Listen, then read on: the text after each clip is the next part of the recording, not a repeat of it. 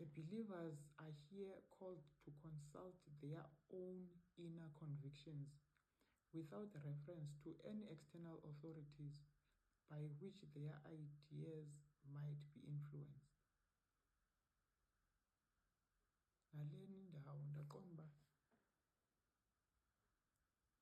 ithi zibuze wena uziphendule, ungaconsulti abantu. Ndabe